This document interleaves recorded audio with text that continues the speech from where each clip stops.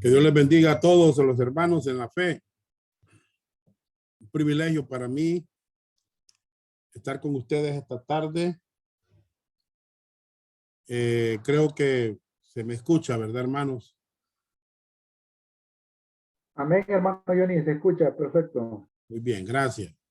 Hoy esta tarde vamos a ver un tema que corresponde a la lección número 11, que se titula La necesaria orientación de la iglesia, la gracia de Dios. Para ello, vamos a orar al Señor. Padre, gracias esta preciosa tarde por darnos el privilegio de estar reunidos, Señor, en esta mesa virtual. Gracias por este tiempo precioso de esta primera parte de la materia, la obra maestra. Gracias, Señor, porque hemos avanzado y estamos listos para continuar aprendiendo de tu palabra. Pido, Señor, tu bendición en esta tarde, que nos dirijas, que nos guíes, que nos des la fuerza necesaria para asimilar estas verdades bíblicas. Gracias, Señor, por todo. En el nombre de Jesucristo. Amén y amén. Vamos a tener, hermanos, hoy en esta tarde vamos a tener abierto siempre el libro de Primera Timoteo. Ese es el libro que estamos estudiando. Estamos haciéndolo versículo por versículo, de una forma indirecta, no como la carta a Timoteo, me refiero así como una materia de Timoteo, sino como la iglesia, la obra maestra. Entonces, hemos traído los temas así. Ya vimos los primeros versículos hasta el 11. Y hoy vamos a ver el versículo 12. Vamos a leer del 12 al 20. Quiero pedirle a nuestro hermano Saúl Castillo que nos lea del 12 al 20. Primera Timoteo 1 del 12 al 20. Amén. Y dice el ministerio de Pablo.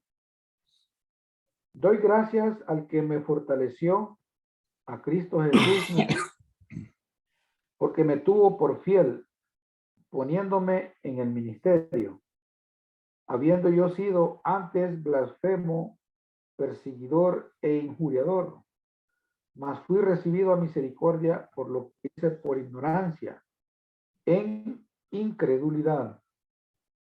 Pero la gracia de nuestro Señor fue más abundante con la fe y el amor que es en Cristo Jesús.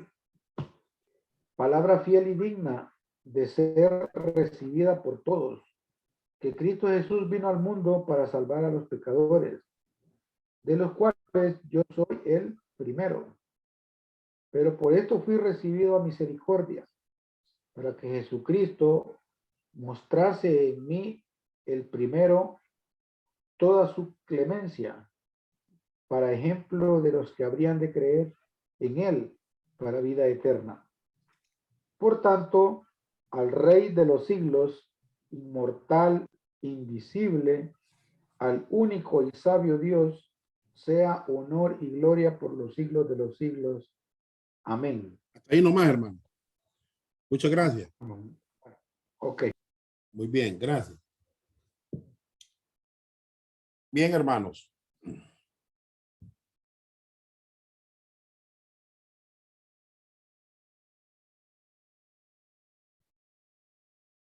Acuérdense que hemos visto el fundamento de la iglesia, la persona y la obra acabada de Jesucristo.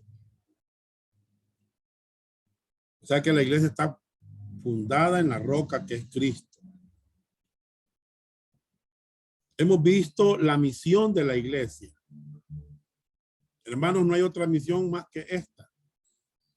Ir por todo el mundo y predicar el evangelio y hacer discípulos.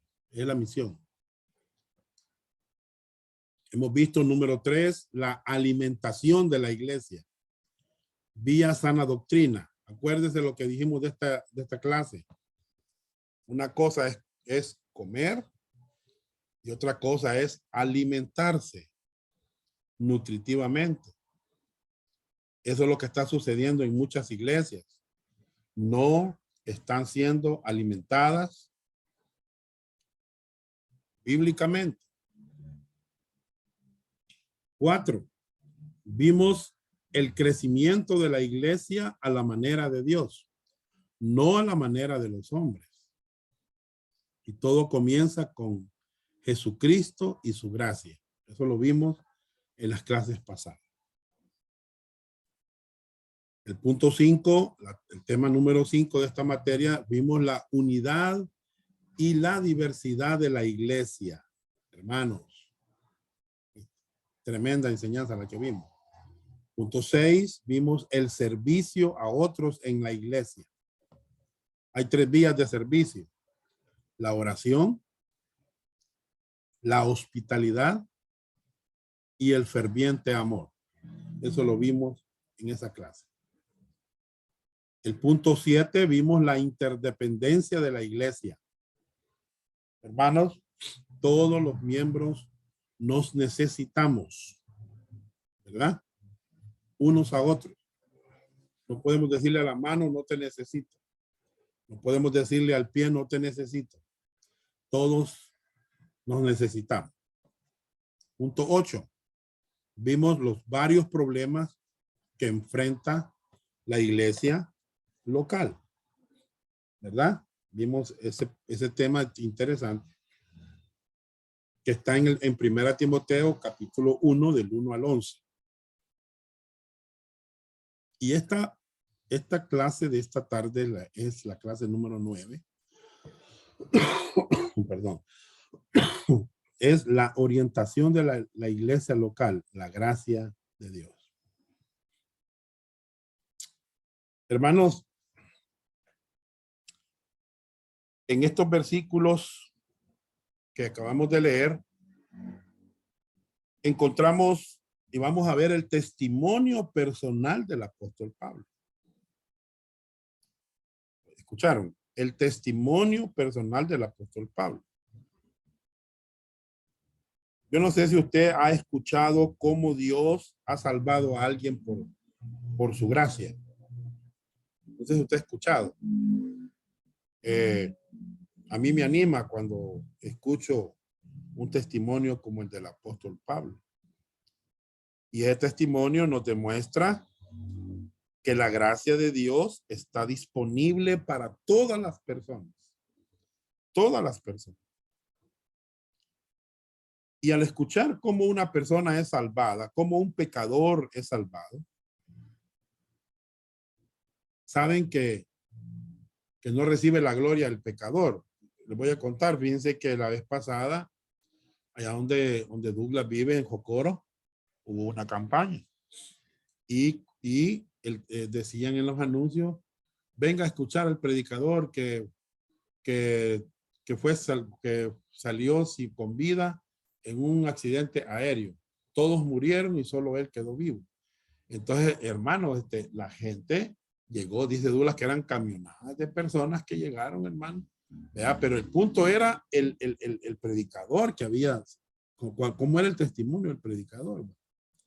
O sea que quien recibió toda la gloria fue él, no fue realmente Jesucristo quien recibió toda la gloria. Y eso pasa muchas veces. La gente ex marero, salvado, ya empieza, satanista, y entonces, y la gente, ¿verdad? Sorprendida, ¿verdad? Pero hermanos, Cuando yo veo que la gracia de Dios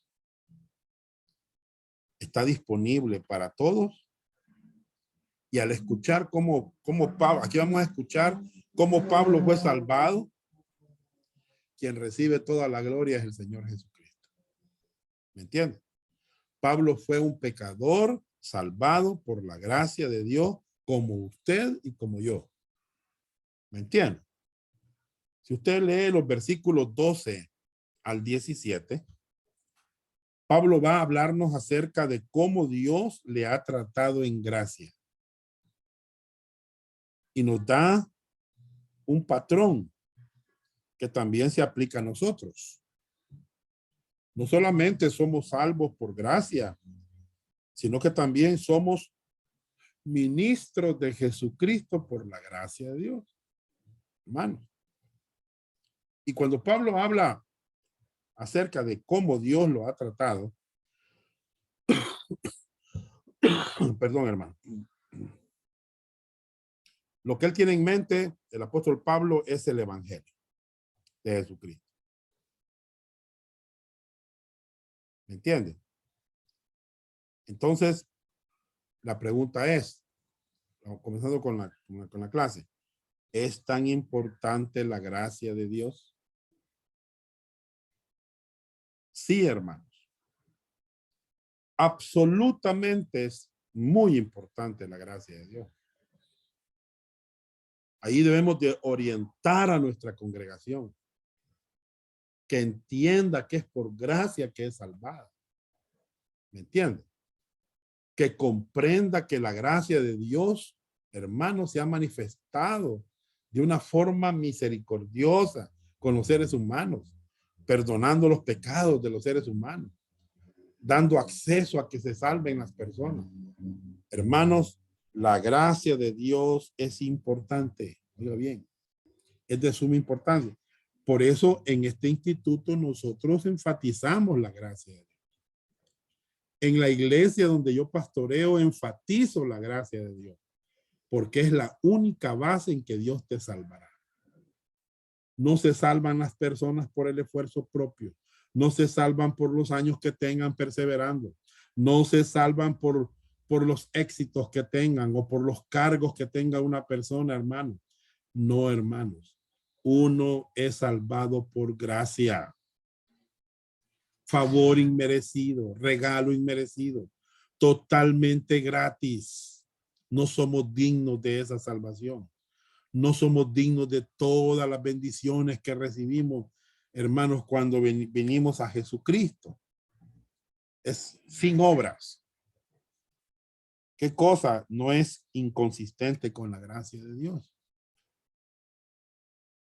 Bien, hay veces decimos consistente, pero ¿qué cosa no es inconsistente con la gracia de Dios? Bueno, ya lo vamos a ver más adelante, pero me voy a adelantar.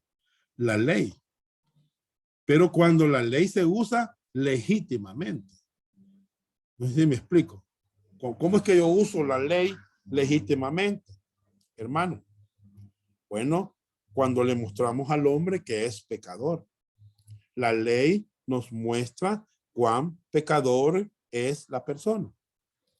Que esta persona no puede cumplir a cabalidad al 100% con su vida al 100% para ir al cielo. Nadie puede cumplir al 100% a cabalidad para ir al cielo. Hermano, usted tiene que ser fiel para ir al cielo. Hermano, no.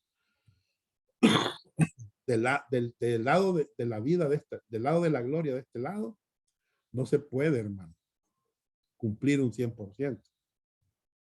¿Me entiendes?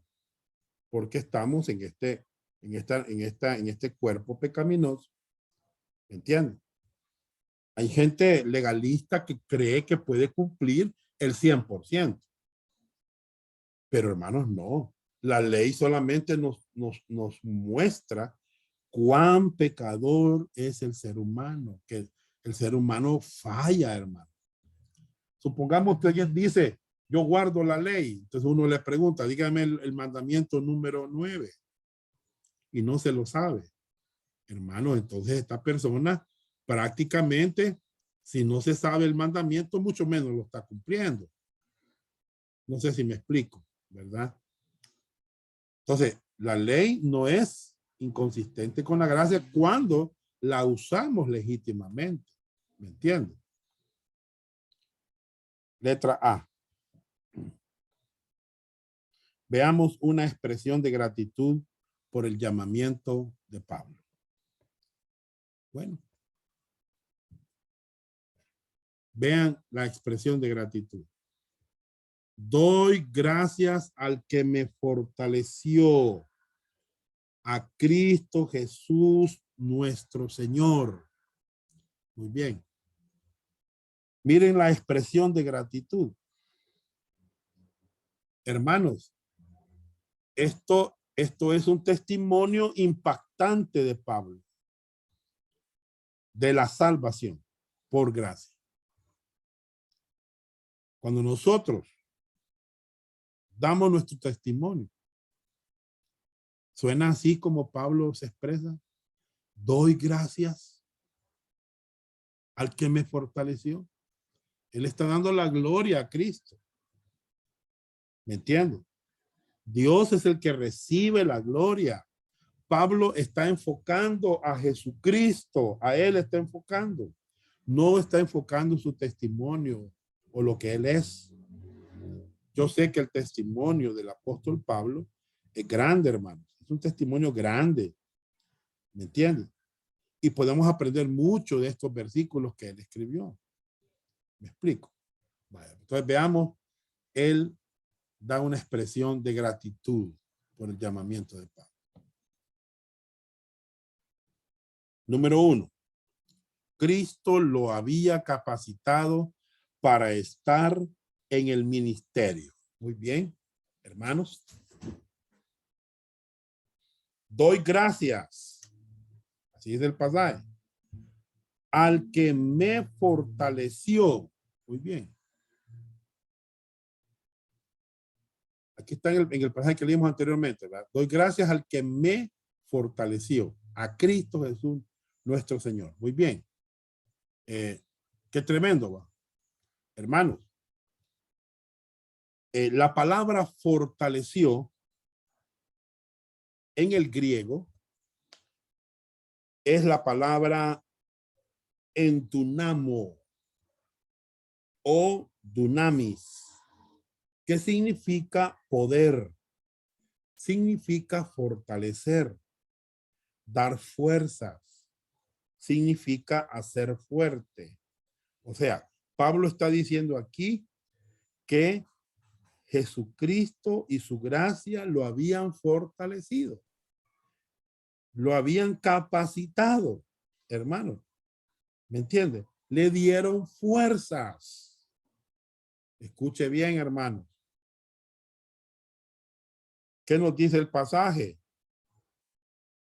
Bueno, si vamos a ser creyentes efectivos de Jesucristo, lo primero que necesitamos es tener poder en Cristo. ¿Cuál es el poder que usted tiene en el ministerio? Es Jesucristo.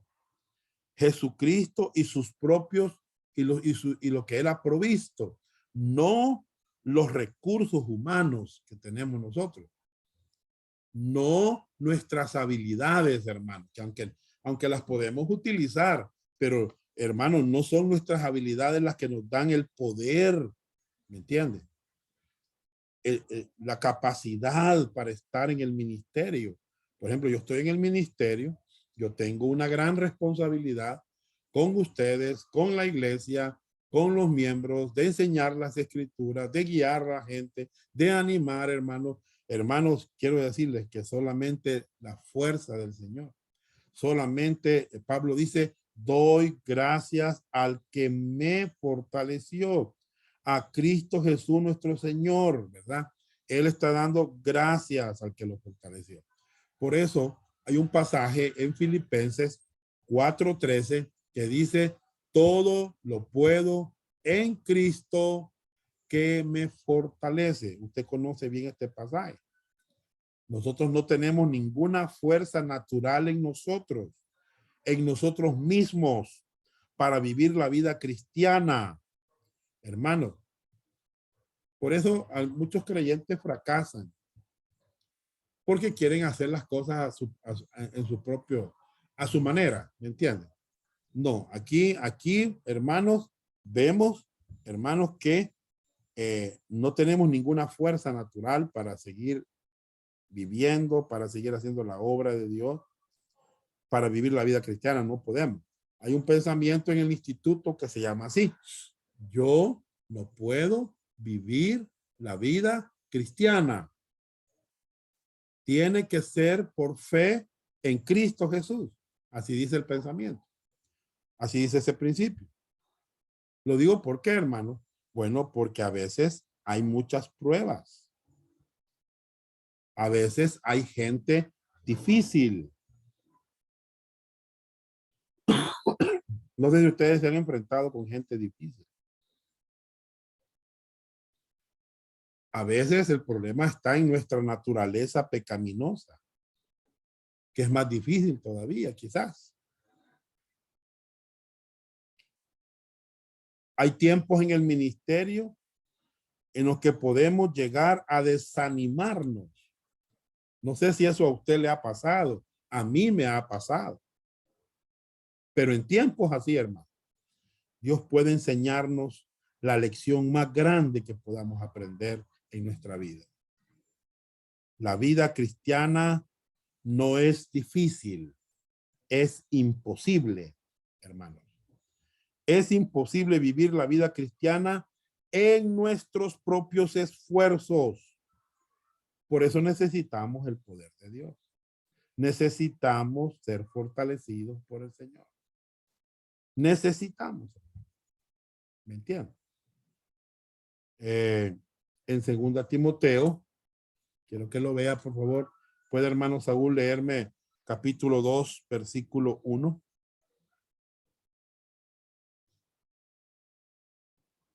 Sí, hermano. Segundo Timoteo, capítulo 2, versículo 1. Sí. Dice: tú, pues, hijo mío, esfuérzate en la gracia que es en Cristo Jesús. Muy bien. ¿Qué les parece este versículo? Hay que aprender esta verdad que está aquí en este versículo, ¿no? ¿Cuál verdad, no? Literalmente, ¿saben qué quiere decir ese versículo? Literalmente quiere decir que debemos ser fortalecidos por la gracia que hay en Jesucristo. Mire, esfuérzate en la gracia que es en Cristo. No está hablando de que usted se está esforzando, sino que, hermano, estamos poniendo aquí ¿en qué es que puedo recibir esa fortaleza, ese esfuerzo? Es en la gracia. Es en los recursos de Dios. ¿Me entiendes? Es como un soldado del ejército. No sé si me explico. Es como un soldado del ejército. En el ejército. Para servir como buen soldado en un ejército, debe recibir todo lo que necesita el soldado. No sé si me explico. El soldado necesita el uniforme, el soldado necesita las botas, el soldado necesita el fusil, necesita las municiones, necesita comida, etcétera, etcétera, etcétera, para poder ejercer ese trabajo como soldado. Necesita que le provean todo lo necesario. De la misma manera, Jesucristo nos da todo lo que nosotros necesitamos para militar bien para él. ¿Me explico? Hermano. Así es. Esto. Muy bien. Entonces, número 2.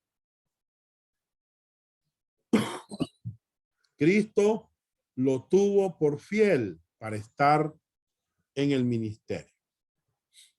No sé ustedes qué piensan de esta frase. Hermanos, pareciera como que Pablo está siendo arrogante, pero quiero decirles que él no está aquí hablando con arrogancia. Les voy a decir, hermano, no es la idea del pasaje esa. No es que Pablo está siendo orgulloso al decir, me tuvo por fiel. A mí, como yo era fiel, me puso en el ministerio. No, hermano, no. No está hablando con orgullo. Pablo aquí está hablando, está en shock. No sé si me entiende eso. Hermano Saúl, no sé si entiende eso, que Pablo está en shock. Sí, o sea, cuando hay una impresión fuerte, ¿verdad? Puede ver. Ajá. En shock es así, mire. Pablo está diciendo, Dios mío, yo siendo tan pecador y aún me tuvo así por fiel poniéndome en el ministerio, siendo lo que yo era, lo que yo he sido. Él está en shock, hermano. ¿Me entiendes? Claro, nosotros tenemos que ser fieles. Eso es cierto, hermano. La Biblia lo dice. ¿A dónde? Pongan al margen Primera Corintios 4:2, por favor, hermano. Hermano Isaac, ¿puede leer Primera Corintios 4:2?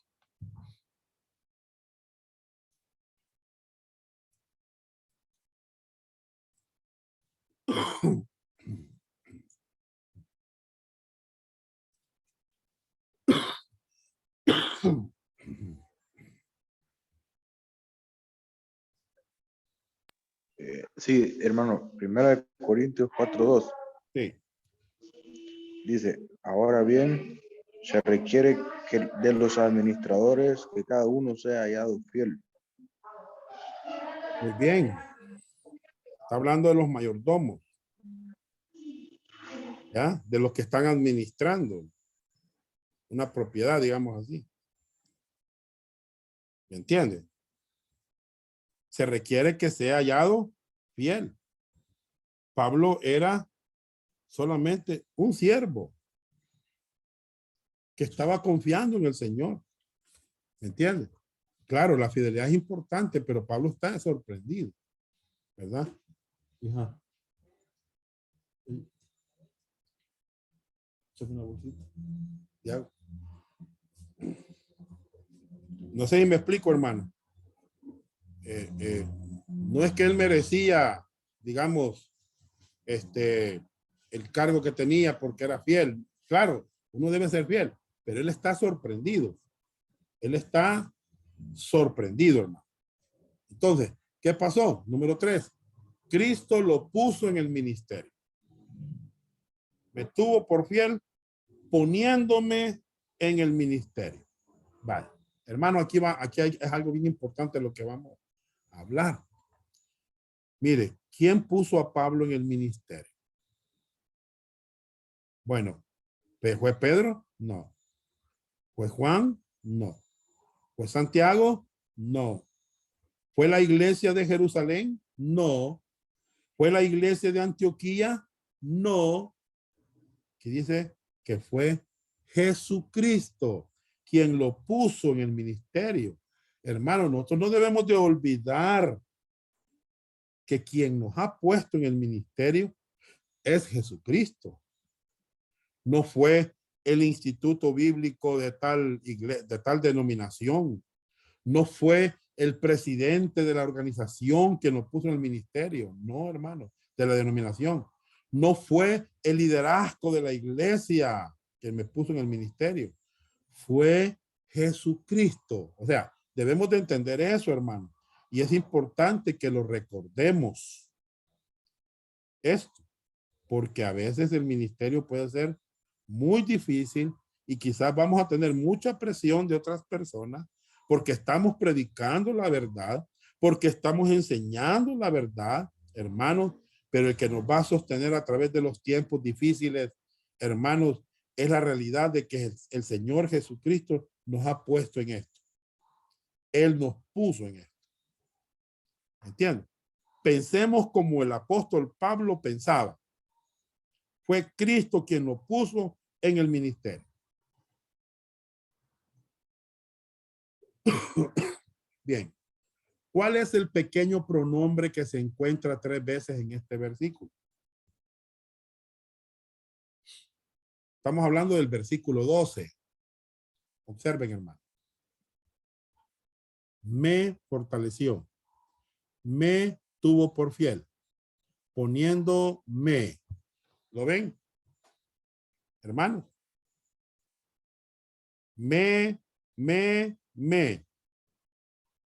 qué estaba hablando Pablo?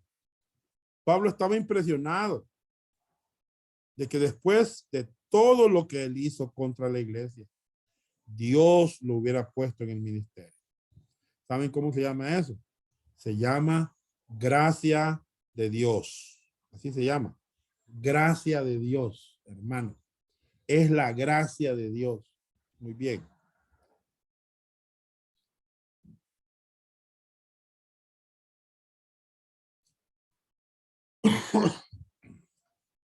Dígame, hermano Israel. Usted está mencionando acerca del llamado de Pablo exclusivamente porque nosotros conocemos que el llamado de Pablo fue algo particular, ¿va? Que una manifestación de Cristo en el camino a Damasco. Pero ¿cómo podríamos nosotros como creyentes de este siglo poder decir cuál es el llamado que ha hecho Dios a sus siervos para que les sirvan? Porque algunos dicen que el llamado de Dios es una experiencia, otros dicen que el llamado de Dios es tener las habilidades y tener las capacidades para hacer las cosas, otros dicen que es Dios se manifiesta en la vida de él en un episodio de su vida. Y otros dicen que es porque Dios le ha propuesto en su corazón como prometerle a Dios servirle. No sé cómo usted podría definir usted cuál es el llamado de Dios. Ya. Vaya, miren, hermanos. Hay gente que dice que fue llamada porque tuvo una experiencia. Yo no me voy por esa línea. Yo me voy mejor por la línea bíblica, ¿verdad? En el caso mío, yo sé que Dios me llamó. O sea, aun cuando yo creí en el evangelio, yo sé que Dios me anduvo buscando, no sé si me entienden, me anduvo persiguiendo, pues digamos así. Tenía 16 años, ¿verdad? Y cuando yo estaba recién venido a la iglesia, yo no entendí los planes de Dios, pero un hombre le dijo a la congregación, a nuestra congregación, ¿va? Le dijo estas palabras, miren. Me recibieron como miembro a mí, oficial de la iglesia, me hicieron un acto, me recibieron, 16 años. Y dijo el pastor, este joven que ustedes ven acá, Dios lo va a usar, dijo, el nombre, me es lo que dijo. Y va a ser de mucha utilidad para ustedes, va a ser de mucha bendición para la iglesia. Esas palabras yo no las entendía en ese momento. ¿Me entienden? Yo no las entendía. Bueno, pero a través de que yo empecé a servir al Señor, yo empecé a sentir placer en las cosas de Dios. O sea, sirviendo, haciendo una cosa, haciendo otra, actividades con los jóvenes, involucrado en retiros y en cosas así que andábamos haciendo nosotros. Oraciones, semanas de oración, búsqueda del Señor. Y bueno, empecé yo a servir más a la iglesia, sentía placer por servir. Sentía placer por servir, o sea, me sentía bien sirviendo al Señor. Hasta ese momento yo no sabía que Él me estaba llamando al ministerio, no lo sabía. Pero de repente, hermano, sentí que Dios me llamaba, o sea, sentí que tenía yo que predicar el evangelio. Bueno, quizás al principio, cuando yo, en esos 16 años, mi primera campaña fue en la colonia Curi de San Miguel, que me cayó una gran tormenta, hermano. Yo iba bien cambiadito ese día, hermano, y una gran tormenta que me cayó. Ustedes vieron, hermano, lo que me pasó.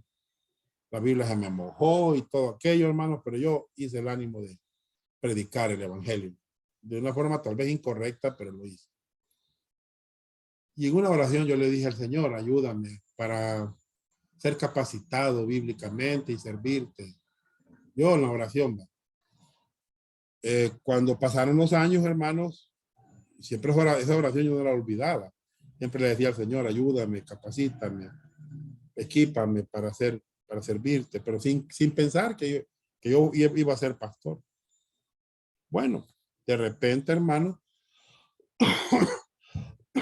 perdón, las cosas se fueron dando y la iglesia me pidió que si yo podía predicarles a ellos ya como pastor, porque no había pastor, había escasez de pastores en esa época, mucha escasez. Cuando yo entré aquí a la iglesia a servir a los hermanos, predicándoles a ellos, me pidieron de pastor. Pero a esto todavía yo no entendía el llamado, ¿va? O sea, pero me metieron en eso, o sea, me fui metiendo a esto, pues. Y hermanos, bueno, Dios ha ido formando hasta que entendí realmente mi llamado a ser pastor. ¿Ya? Por eso dice Pablo a Timoteo, si alguno anhela obispado, buena obra desea. ¿Ya? Entonces yo anhelaba ser pastor, apacentar la grey. ¿Me entiendes? Alimentar a la grey, ¿verdad? Lo que necesitaba era ser equipado y así fue como Dios me equipó. ¿Me entiendes? No fue una experiencia realmente la que yo tuve, pero sí fue, o sea, algo sobrenatural, no fue eso, sino que Dios empecé a entender que Dios me iba formando en el ministerio, hermano, y Él quiso que yo fuera un pastor. Ahora yo veo claras las cosas, ¿verdad? Porque entiendo las escrituras, conozco las escrituras y sé que Dios me ha llamado a esto. ¿Me entiendes? Nunca han sido mis motivos errados. No sé si me explico. El por qué soy pastor. O sea, no es por conseguir dinero, no es porque no tenga otro trabajo, porque yo lo tuve, hermanos, ganando 3,800 en una empresa que exportaba melón. Yo tenía cómo salir adelante en mi vida, pero dejé todo. O sea, me acordé del apóstol Pablo que lo tuvo por basura, todo lo que por ganar a Cristo. Entonces todo eso me pasó a mí, hermano, ¿verdad? Entonces, aquí estoy en el ministerio. Y aquí vamos a ver cuál es el ministerio. ¿Entiendes? Entonces, Pablo estaba sorprendido. Aquí está contando su ministerio, su testimonio. Doy gracias al que me fortaleció, a Cristo Jesús mi Señor, porque me tuvo por fiel poniéndome en el ministerio.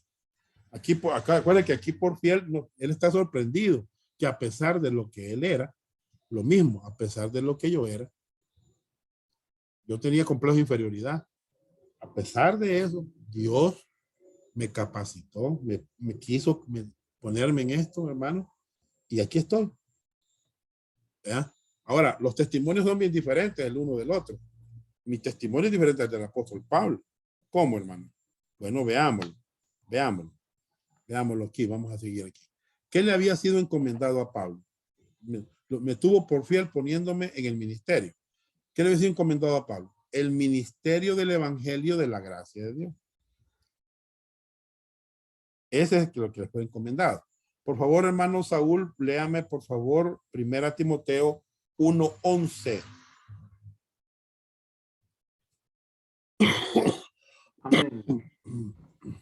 Dice el 11, según glorioso evangelio del Dios bendito, que a mí me ha sido encomendado.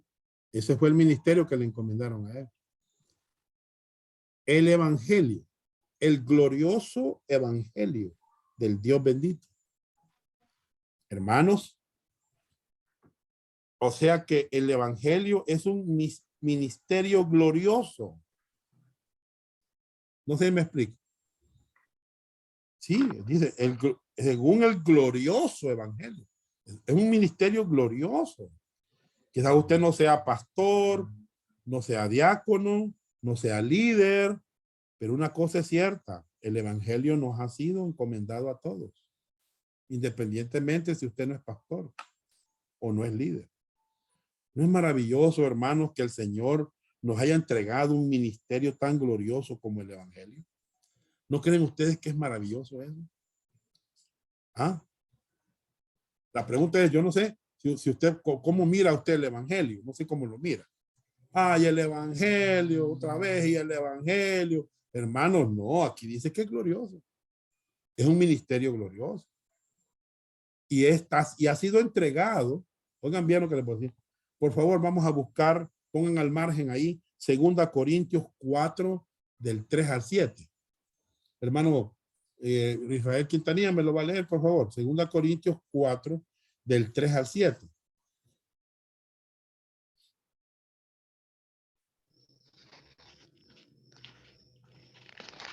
Segunda Corintios dice, Sí, sí, sí. 4, 4 del 1 al 7, del 3 al 7. dice la Biblia. Pero si nuestro evangelio está aún encubierto, entre los que se pierde, está encubierto, en los cuales el Dios de este siglo cegó el entendimiento de los incrédulos, para que no les resplandezca la luz del evangelio de la gloria de Cristo, el cual es la imagen de Dios, porque no nos predicamos a nosotros mismos, sino a Cristo como Señor, y a nosotros como vuestros siervos por amor de Jesús. Porque Dios que mandó que de las tinieblas resplandece la luz, es el que resplandeció en nuestros corazones para iluminación del conocimiento de la gloria de Dios en la faz de Jesucristo. Verso 7. Y 17. Pero tenemos este tesoro en vasos de barro, para que la excelencia del poder sea de Dios y no de nosotros. Bien, estudiantes, ¿por qué creen ustedes que el evangelio es tan importante? Vamos a ver. ¿Por qué es tan importante el evangelio? Por lo que dice el versículo 6, ¿verdad? Que dice, porque Dios que mandó que de las tinieblas resplandeciese la luz, es el que resplandece en nuestros corazones para eliminación del conocimiento de la gloria de Dios en la faz de Cristo. Ajá. Que no teníamos luz, no teníamos esperanza, y esa fue la que nos dio el entendimiento para poder entender cuál era el beneplácito de Dios, ¿verdad? Para con nosotros. Correcto. Miren el 3. ¿Qué pasa si el evangelio está encubierto? Se van a perder las personas. ¿Ya? Mire, y el Dios de este siglo se ha encargado de que no resplandezca esa luz. Ciega el entendimiento de las personas. ¿Entiende? El evangelio, dice el verso 8, perdón, el verso 4, está enfocado en una persona llamada Jesucristo. Si la gente escucha ese mensaje puro del evangelio, hermano, va a recibir salvación. Otros van a rechazarlo, ¿verdad? Pero, hermanos, este tesoro, aquí le llama Pablo en el versículo 7, al evangelio un tesoro. No sé si me explico. Bueno, ¿qué haría usted si alguien le entregara $1,000,000 para guardárselo? Usted estaría sorprendido, ¿verdad? De que nos confiaran tan grande responsabilidad, $1,000,000. Así es el evangelio, hermano. Nosotros tratamos de guardar el contenido del mensaje. Cuidamos de no quitarle al mensaje ni agregarle a ese mensaje.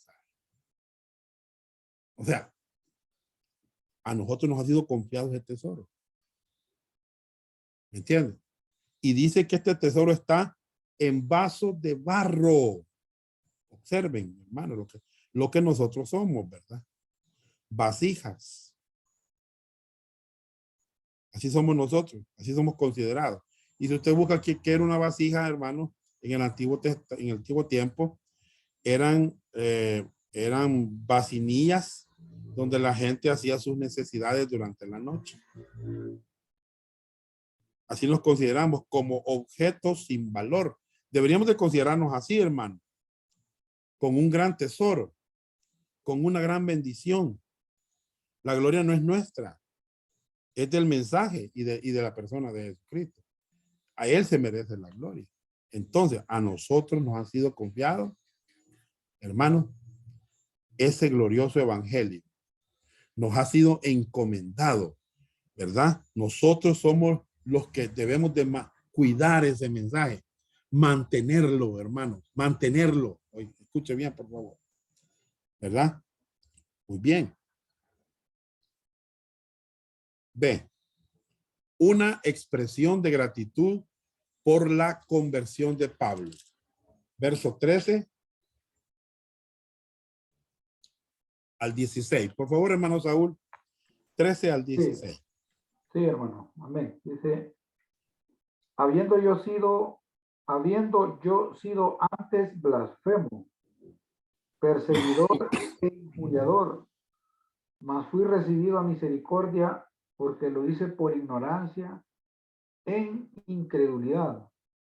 Pero la gracia de nuestro Señor fue más abundante con la fe y el amor que es en Cristo Jesús. Palabra fiel y digna de ser recibida por todos.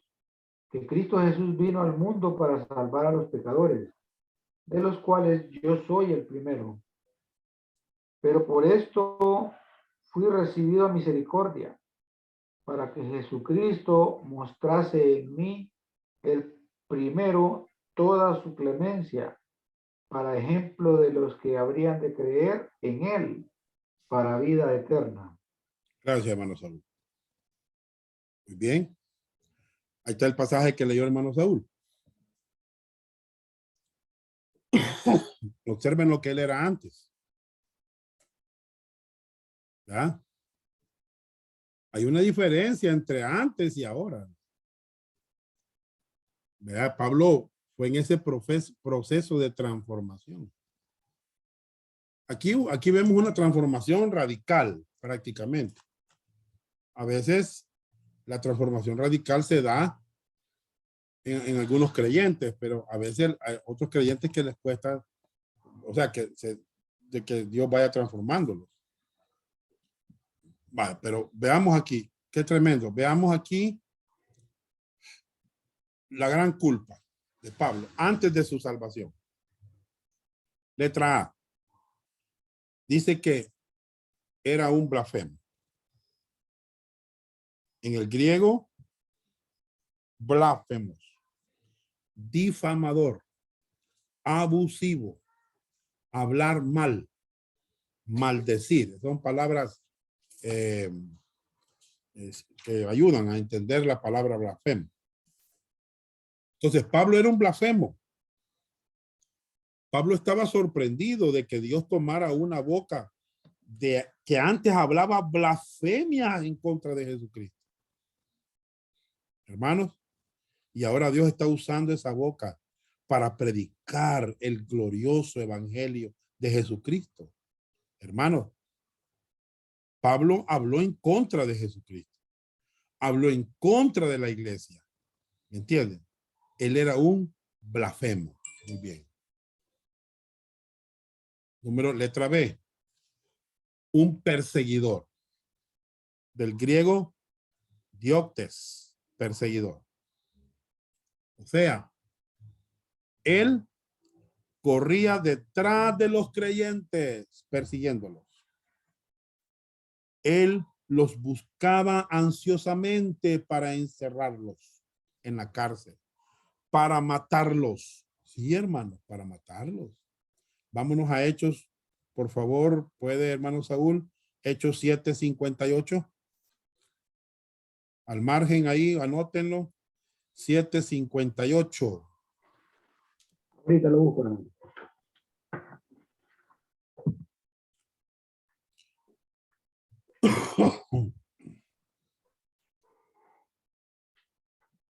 Hechos 7:58, ¿verdad?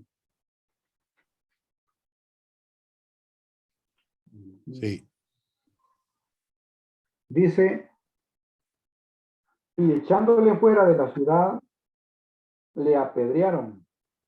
Y los testigos pusieron sus ropas a los pies de un joven que se llamaba Saulo. Muy bien. ¿Qué pensaba Pablo durante ese tiempo? Que lo que estaba haciendo estaba haciendo un favor a Dios.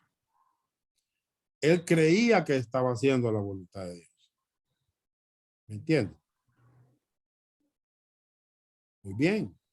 Anoten, por favor, al margen, Mateo 10:17. Al margen. Y anoten al margen Lucas 21:12 y 16.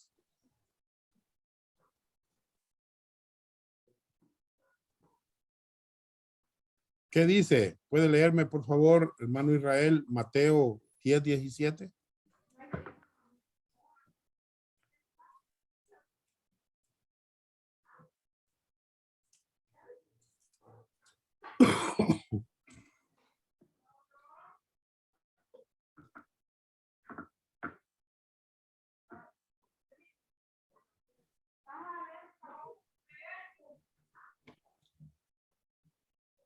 Hermano Saúl, Lucas 21, 12 y 16. Ahorita lo busco, hermano.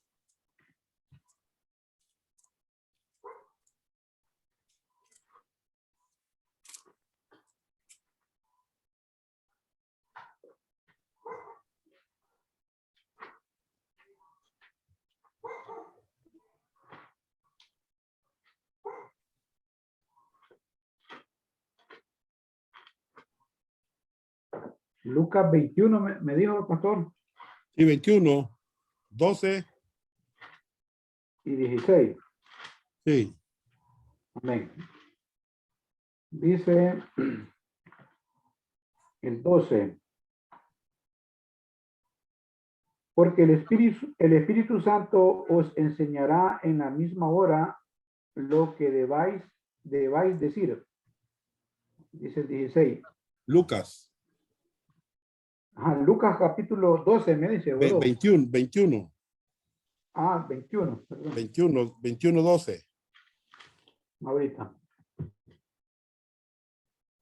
Lucas 21, 12 y 16, ¿no? y 16. Vale, dice Lucas 21. Pero antes de todas estas cosas os echarán mano y os perseguirán y os entregarán a las sinagogas y a las cárceles y seréis llevados ante reyes y ante gobernadores por causa de mi nombre. 16. Mas seréis entregados aún por vuestros padres y hermanos y parientes y amigos y matarán a algunos de vosotros. Muy No sé si será. bien. Gracias, hermano. Esos son pasajes que ayudan un poco. Ahí vemos que los creyentes iban a ser echados en la sinagoga. O sea, iban a venir tiempos difíciles, que los iban a matar, iban a pensar que estaban sirviendo a Dios. Bien. Entonces, él fue perseguidor, el apóstol Pablo. Letra C, injuriador. El griego hubrites, insultante, maltratador, tratar con extrema insolencia, agredir con violencia. Imagínense, hermanos, lo que Pablo era. Yo creo que hay hombres así, ¿verdad? Hay hombres violentos, hay hombres agresores. Y cuando uno les habla de Cristo, son como un volcán que explota, ¿va?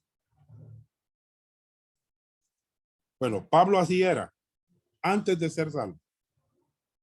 Antes de tener los frutos del Espíritu Santo. Antes de que empezaran a aparecer el fruto del amor, el gozo, la paz, paciencia, bondad, benignidad, fe, mansedumbre, dominio propio. Antes de ser salvo, Pablo era un hombre religioso. Blasfemo, perdón, perseguidor e injuriador.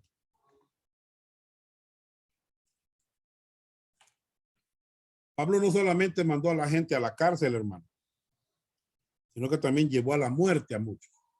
Anoten Hechos 8 del 1 al 4. Anoten ese pasaje. Y quiero que por favor, no sé si puede Saúl Quintanilla leerme Hechos 22, 3 al 8. No sé si puede. Si ya puede Saúl Quintanilla leerme ese pasaje.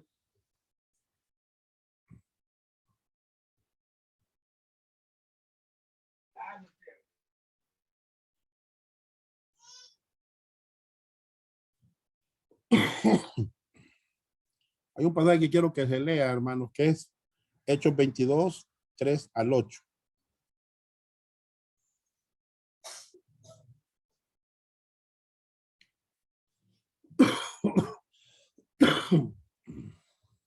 Bueno, léamelo por favor, hermano Saúl. Sí, sí.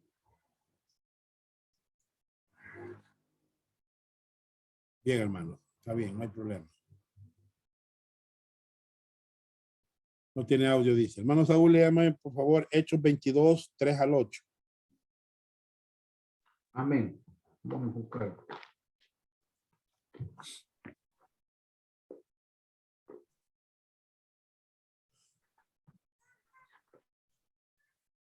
¿22 del 3 al 8, hermano? Sí. Bueno, dice: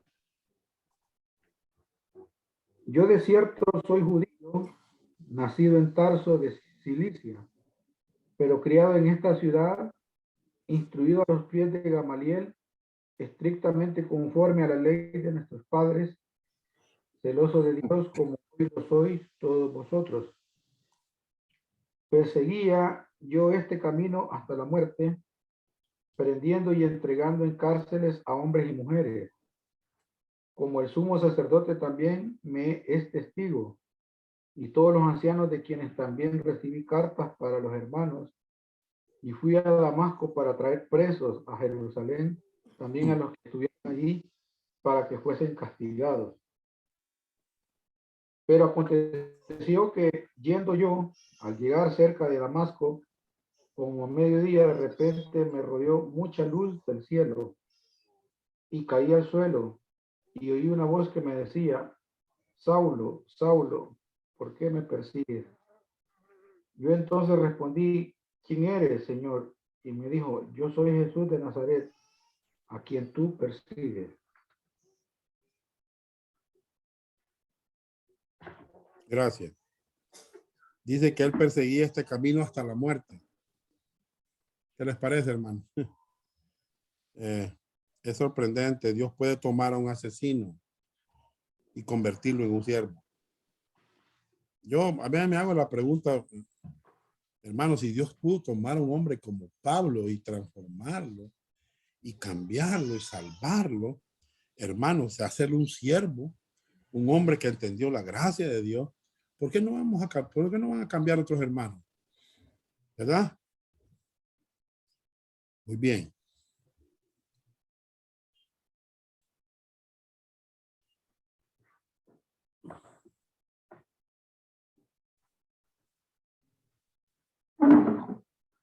Tremendo, ¿verdad? Lo que pasaba en esa época, hermano.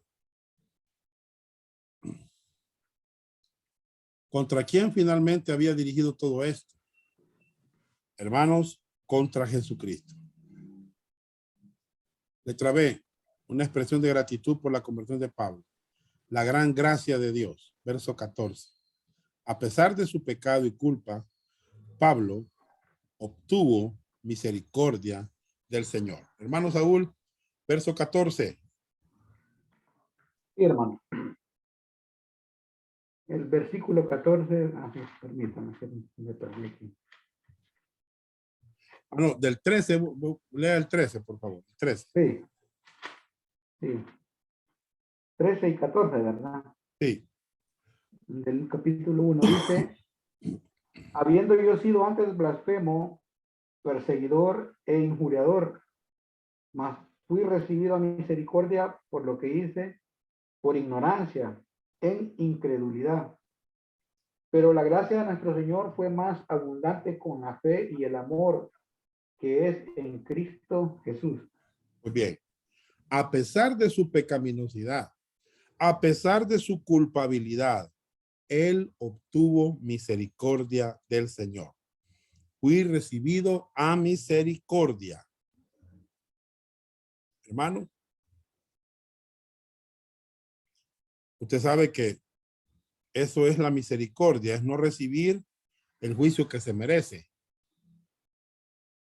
Cuando Dios nos da el juicio que merecemos por nuestros pecados, ¿verdad? Anoten al margen Lamentaciones 3:22.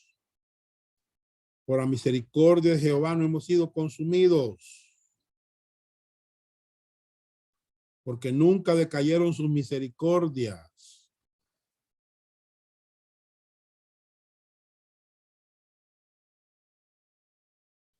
Las misericordias son nuevas cada mañana. Cuando nos levantamos de la cama, cada mañana, cuando estamos ejerciendo el ministerio, nunca debemos olvidar que es la misericordia de Dios, hermanos, que nos tiene vivos, que nos tiene con salud, que nos tiene con trabajo, que nos provee lo que nos provee. ¿Me entiende? Muy bien. Porque lo hice por ignorancia, en incredulidad. ¿Por qué Pablo obtuvo misericordia, hermano?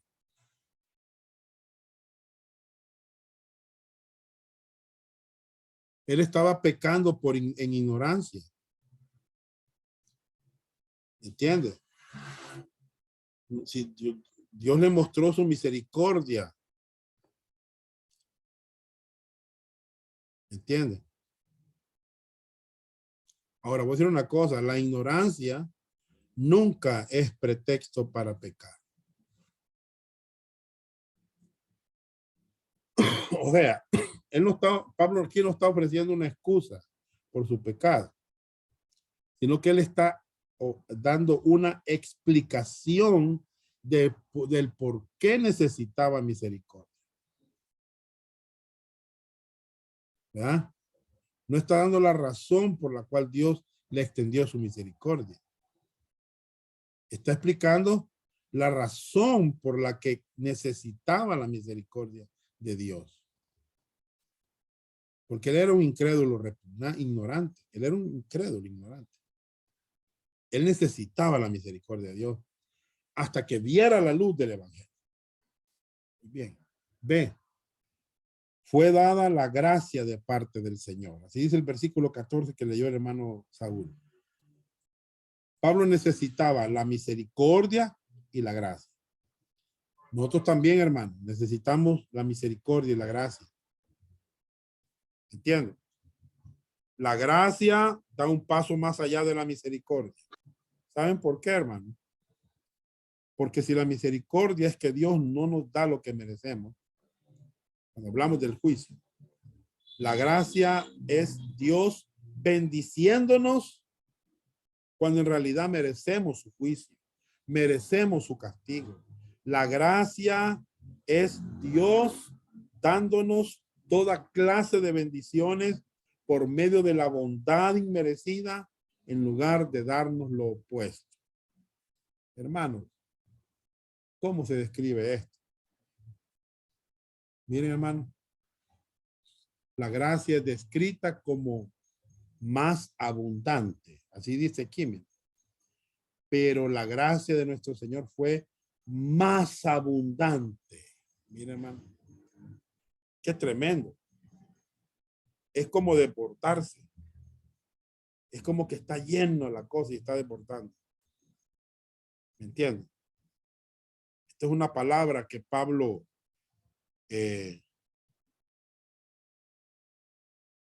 la gracia no es una palabra que Pablo inventó, sino que no había otra palabra para explicar, hermanos, la gran gracia de Dios. ¿Entienden? Anoten al margen Romanos 5:20 y 2 Corintios 7:4. No los vamos a leer, sino que ahí ténganlos al margen. Ahora, la pregunta es esta, hermanos. ¿Cómo usted ve la gracia de Dios en su vida? No sé si usted ve la gracia como un término teológico o usted ve la gracia como algo súper abundante. ¿Me entiende? Hermano.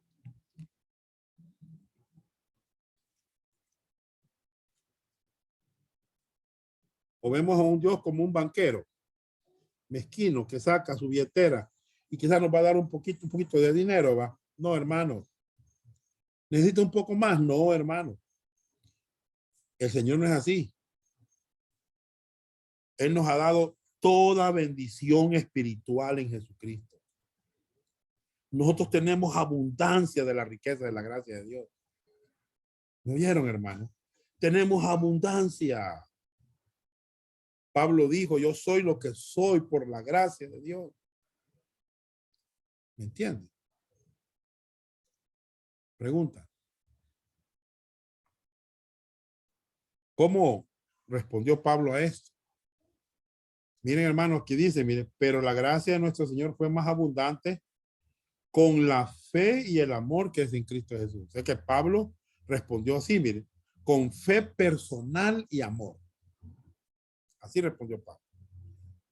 Cuando alguien es muy amable con nosotros, es muy difícil no amar a esa persona. Cuando alguien es buena, cuando alguien nos regala algo, viene que esa familia es bien buena con nosotros. Hermano, qué tremendo. Pero será difícil amar a alguien que no le interesamos, no nos ayuda, no nos dice nada. Pablo no sirvió al Señor porque tenía que hacerlo, sino porque por amor, como su respuesta a la gracia de Dios, hermano. Él tenía fe porque dependía de la gracia de Dios. ¿Me entiende? Y esta gracia, esta gracia de Dios creó amor hacia Dios y hacia otros en el corazón de Pablo. Pablo tenía amor hacia Dios, hacia las personas. ¿Me entiende? ¿Quién es la fuente y el objeto de todo esto? Bueno, hermano, es el Señor Jesucristo. El amor que es en Cristo Jesús, dice el pasaje. Por eso el Señor salvó a Pablo. ¿Y cuál fue el propósito, hermano, de su gracia para que él llegara a ser ministro del Evangelio? Y vamos a ver 6 verdades acerca del Evangelio. 6 verdades acerca del Evangelio. Vamos a ver. 6 verdades. 3. El glorioso Evangelio de Dios. Versículo 15, hermano Saúl, por favor. Sí, dice el 15. Palabra fiel y digna de ser recibida por todos. Que Cristo Jesús vino al mundo para salvar a los pecadores, de los cuales yo soy el primero. Muy bien. Hermanos, letra A. Ese glorioso evangelio que a nosotros nos ha sido encomendado es absolutamente confiable. Pero dice palabra fiel. No hay mucho en este mundo en qué confiar, hermanos. No sé si ustedes van a confiar en los gobiernos. No sé si ustedes van a confiar en sus líderes religiosos. Hermanos, no hay mucho en qué confiar. Porque el ser humano es mentiroso. Solo hay una cosa sólida. Solo hay una cosa confiable, verdadera, que todo hombre necesita confiar. Es el evangelio. Mire, palabra fiel y digna de ser recibida por todos. Mire, hermano. Muy bien. Letra B. Puede ser creído completamente. Digna de ser recibida por todos. Digna de ser completamente creída por todos. Hermanos, esto demuestra que el evangelio no es una verdad abstracta y que Dios espera que el evangelio sea aceptado. Hermanos, cuando predicamos el evangelio a los perdidos, debemos rogarles que lo reciban, que lo crean, hermanos. Digna de ser recibida por todos. Hagámoslo, hermanos. Hagámoslo. C. Está centrado en Jesucristo. O sea, está centrada el evangelio está centrado en una persona. El evangelio, hermanos, no es una prescripción sobre lo que hay que hacer, sino es acerca de una persona, Jesucristo. Es un mensaje que describe, no un mensaje que prescribe. Este mensaje describe lo que Jesús ha hecho. Él ha hecho todo a favor de nosotros. Él murió, hermanos. ¿Me entiendes? Ponemos nosotros a Jesucristo en la perspectiva principal cuando nosotros presentamos el evangelio. El evangelio no es acerca de un pastor, no. Casluna, Gigi Ávila, no. El evangelio no es acerca de una iglesia, mega iglesia. ¿Qué iglesia tan grande? ¿Cuántos recursos tiene? No. Es acerca del Hijo de Dios, que vino a ser el Hijo del Hombre para que muriera en nuestro lugar y pagara por todos los pecados del mundo. Y el Padre aceptó lo que él hizo y que él resucitó entre los muertos para que sea un Salvador vivo, para que pueda dar vida eterna, para que podamos confiar en él. Él es el objeto de la fe, hermano. Démosle a la gente algo en qué creer, hermano. Démosle a la gente a Jesucristo. No le demos a la gente la iglesia. La iglesia está llena de imperfectos. Démosle a la gente a Jesucristo. Mantengamos a la gente entre este mensaje cuando lo prediquemos y la gente y el evangelio, hermano. ¿Me entiende? Hermanos, necesitaba de la encarnación. Que Cristo Jesús vino al mundo. ¿No es un hecho asombroso? Que el Señor de la gloria que habitó en el seno del Padre se humillara a morir por los pecadores. Hermano, Él vino al mundo encarnado. Letra E, su propósito era, hermanos, salvar a los pecadores. ¿Ya? Salvar a los pecadores. ¿A qué vino Jesucristo al mundo? A salvar a los pecadores. A veces, algunos predicadores enseñan que Cristo vino al mundo para mostrarnos la manera correcta de vivir. Ellos dicen, ¿qué haría Jesús en esta situación?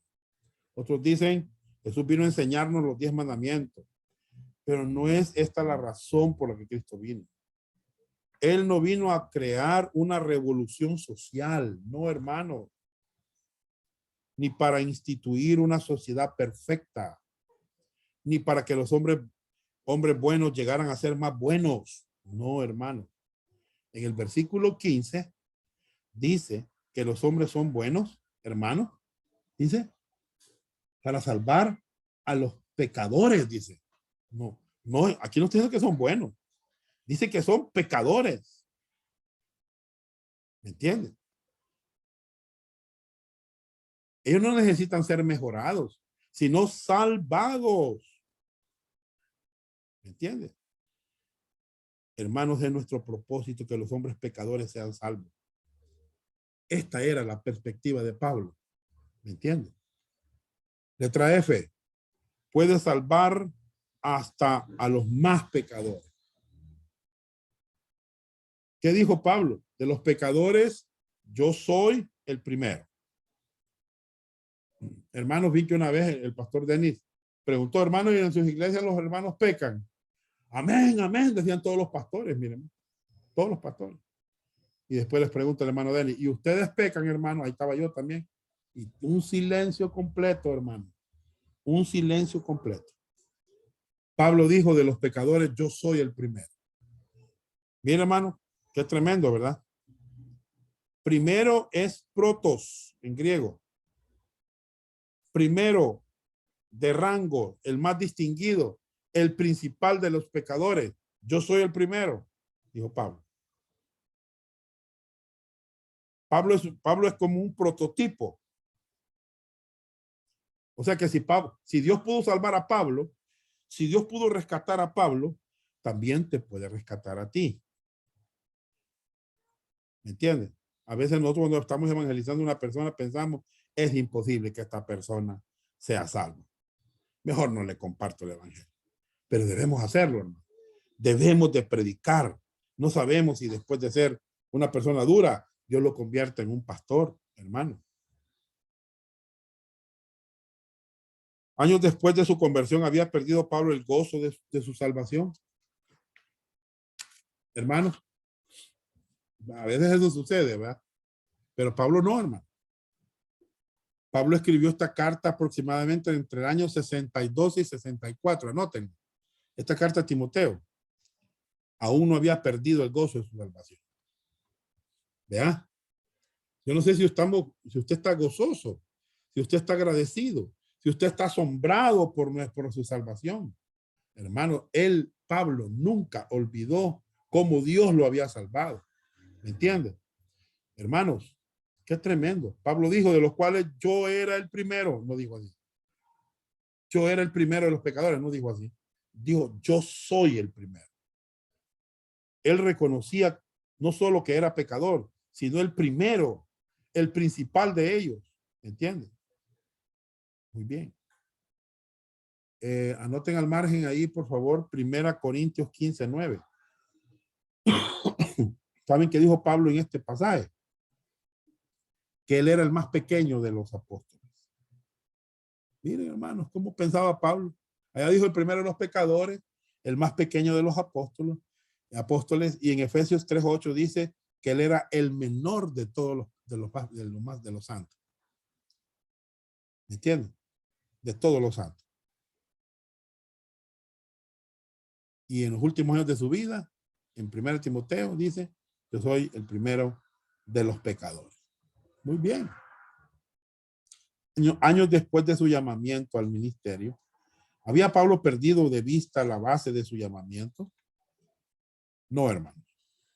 Y ojalá que nosotros no hayamos perdido de vista la gracia de Dios, hermano, que nos olvidemos de esto. Con el paso de los años, a veces sucede eso. Yo conocí un pastor que estaba emocionado cuando supo de la gracia, hermano, y emocionado, y ahora cuando lo veo, hermano, él dice, ¿y para qué predicar tanto de la gracia? Dice, ¿y para qué hablar tanto de la gracia y que solo la gracia y la gracia? Hermanos, qué terrible es perder el enfoque, hermanos. Es terrible es perder de vista la gracia de Dios con el paso de los años. Ojalá, hermano, que con el paso de los años, cada vez más veamos la necesidad de la gracia de Dios en el ministerio que hemos recibido de Dios. Debemos de decir como Juan el Bautista. ¿Se acuerdan lo que dijo Juan el Bautista? Es necesario que él crezca y yo mengüe. Qué tremendo, hermano.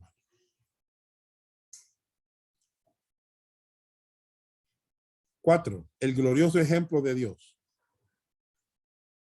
¿Qué vemos aquí, hermano? El llamamiento y la conversión de Pablo sirve como, letra A, prueba de la gracia de Dios en su salvación. Versículo 16, hermano Saúl, por favor. Sí, hermano. 16 dice, pero por esto fui recibido a misericordia para que Jesucristo mostrase en mí el primero toda su clemencia para ejemplo de los que habrían de creer en él para la vida eterna. Muy bien. Muy bien. Letra A, prueba de la gracia de Dios es su salvación. O sea, Pablo era el prototipo para todos los que serían salvos después. ¿Ya? B, prueba de la paciencia de Dios con los pecadores. Es lo que estamos viendo, ¿verdad? En el versículo 16. Hermanos, ¿cómo ve Dios a los incrédulos? ¿Cómo los ve, hermano? Ustedes tienen paciencia con los pecadores, pero o somos como Santiago y Juan, hermano. Léame, por favor, hermano Saúl, Lucas 9:54. Lucas 9:54. No sé si ustedes ven a los pecadores así, hermano. 9:54. Amén, yo lo busco, hermano. Dice Lucas 9:54. Viendo esto sus discípulos, Jacobo y Juan, dijeron, Señor, ¿quieres que mandemos que descienda fuego del cielo como hizo Elías y los consuma. Hermano, ¿seremos nosotros igual que Santiago y Juan, los hijos del trueno, que deseaban quemar a los pecadores, a la gente pecadora? Pero Dios es paciente con la gente. Dios está esperando a la gente, no para darles con un palo en la cabeza, sino para salvarles. C. Ejemplo para futuros creyentes, para ejemplo de los que habían de creer. Hermanos, ¿cuál es el medio de recibir la salvación? Según el versículo 15, es creer, hermanos. ¿Ya?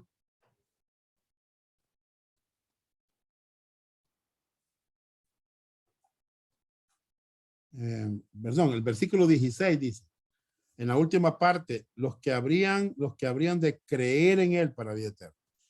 Esa es la condición.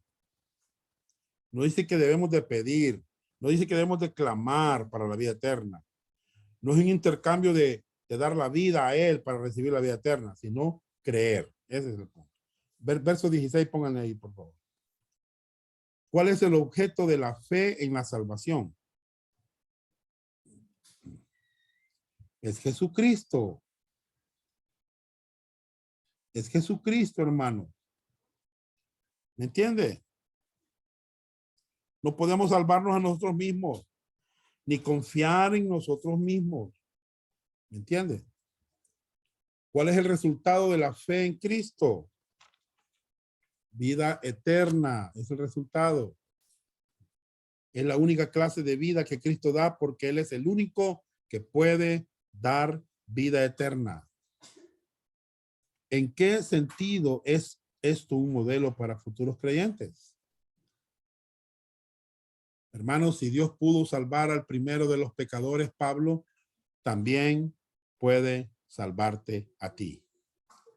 Y si Dios puede darle un ministerio al más grande de los pecadores, también te lo puede dar a ti.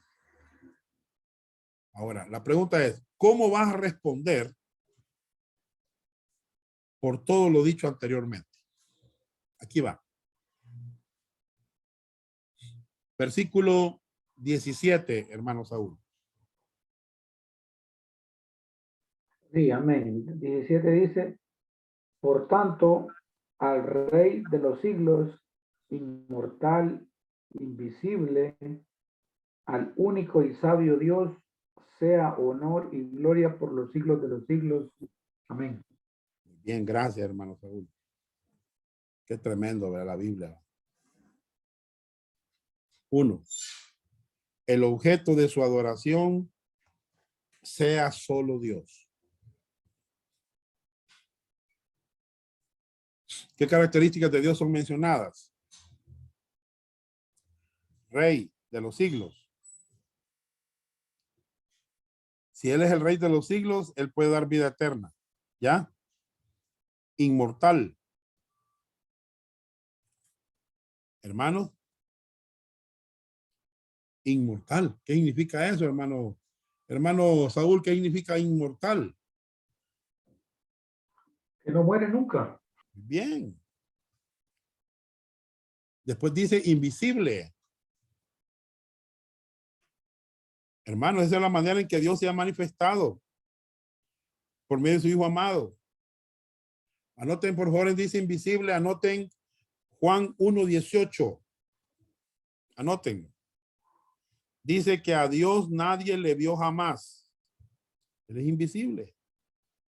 Pero el Hijo nos ha dado a conocer al Dios verdadero. O sea que Jesucristo es la exposición del Dios invisible. ¿Entiende? Al único. Sabio. Miren, hermano, todo lo que Pablo dice de Dios. Muy bien. ¿Qué más? 2. La descripción de su adoración incluye honor a Dios y gloria a Dios. ¿Oyeron, hermanos? Estamos hablando en el versículo 18. Hermanos, ¿cuánto tiempo debe durar nuestra adoración y alabanza a Dios? Hermanos, dice el 18, perdón, el 17. Por tanto, al Rey de los siglos, inmortal, invisible, al único sabio Dios, sea honor y gloria por los siglos de los siglos. Amén. Pregunta, ¿podría la ley ignorar esto? No. La ley también nos enseña a adorar a Dios sobre todas las cosas. Anoten Deuteronomio 6, 4 y 5.